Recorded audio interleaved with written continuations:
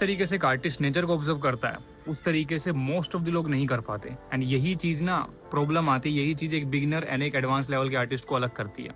Nature को observe करने की कुछ चीजें जो मैं ध्यान देता हूँ और मैं मानता हूँ कि मोस्ट ऑफ द आर्टिस्ट करते होंगे।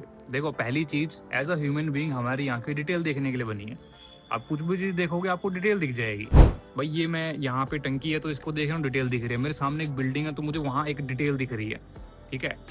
तो मेरे को यही चीज अवॉइड करनी है बस। अब एक बार ये देखो, इस ट्राइपॉड में शूट कर रहा हूँ लेकिन यहाँ जूम करके देखो, इस घर पे ये जो दरवाजा है इस पे टेक्सचर दिख रहा होगा, दिख रहा है?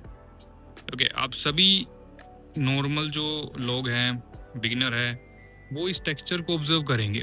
पर एज एन आर्टिस्ट अगर मैं देखूं इसको तो मैं केवल इसकी एक वैल्यू ऑब्जर्व करूं। अगर मैं आपको समझाने की कोशिश करूं तो ये साइड वाला एरिया आप देख सकते हो डार्क है इन कंपैरिजन टू ये साइड वाला एरिया। अब इस डार्क लाइट में मैं डिफ्रेंशिएट करूंगा क्योंकि सूरज की रोशनी वहां से आ रही है, वहां कहीं ऊपर से आ रही है और यहाँ पे डायरेक्ट इस पे पड़ रही है। आप देख सकते हो लाइट, ये सूरज की रोशनी है, ये डार्कनेस है। मैं इस तरीके से डिवाइड करूंगा।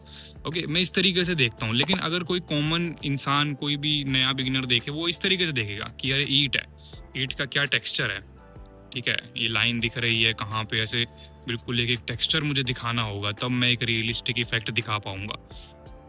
अब इस तरीके से ऑब्जर्व करने लग जाते हैं बिगिनर। यही चीज अवॉइड करनी है।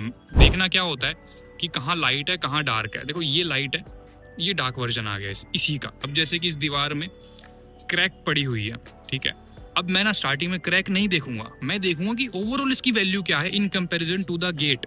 अब गेट सफेद कलर का है और ये कोई दूसरे कलर का है, क्या इन दोनों में वैल्यू डिफरेंशिएशन है?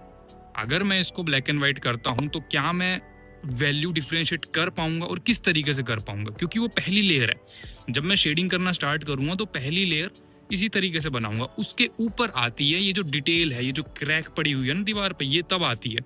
ये अंदर की तरफ ये जो है, ये डार्कनेस है यहाँ पे, ये उसके बाद ऐड होती हैं दोस्तों।